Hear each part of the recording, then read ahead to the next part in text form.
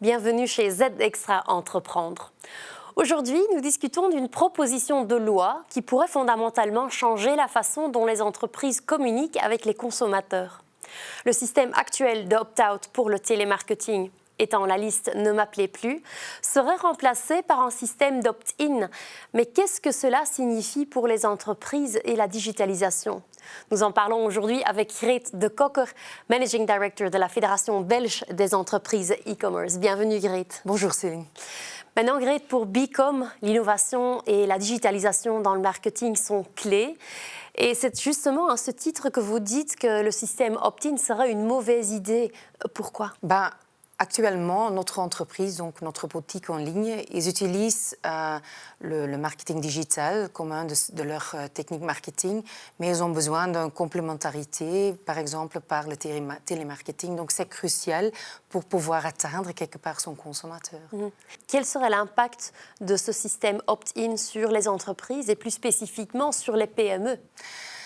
Les PME, mais aussi les autres entreprises, les grandes entreprises vont avoir un coût plus élevé, donc un coût administratif, du temps administratif qui va être pris, parce que pour le moment, c'est très facile. Donc, on a une liste, ne m'appelez plus, le consommateur s'inscrit et on fait une déduplication après avec sa propre liste, avec sa propre database. Donc, c'est très transparent, très gérable, très facile.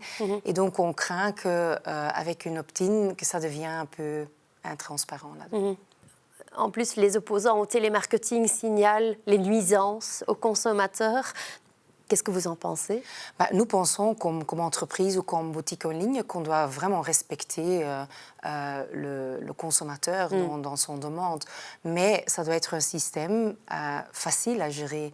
Et quand on change ça dans un système de opt-in, ça devient très intransparent. Maintenant, on sait exactement qui a acheté ou qui utilise la liste Do Not Call Me ou Ne m'appelez plus.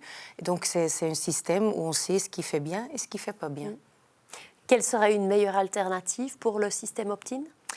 Plus de contrôle, je pense que c'est au gouvernement de contrôler plus, parce que les entreprises qui échappent maintenant et qui n'utilisent pas la liste sont ceux qui probablement jamais vont respecter le opt-in non plus. Et avec un opt-in, ça devient encore plus intransparent. Donc, on craint que ça ne va pas améliorer le consommateur, avoir un point de contact aussi pour gérer laissons dire son opt-out. Donc, l'approche centralisée facilitera les contrôles. Oui, certainement. Ouais. Merci beaucoup, Greet. Pas mal d'arguments qui valent quand même la peine d'être pris en compte.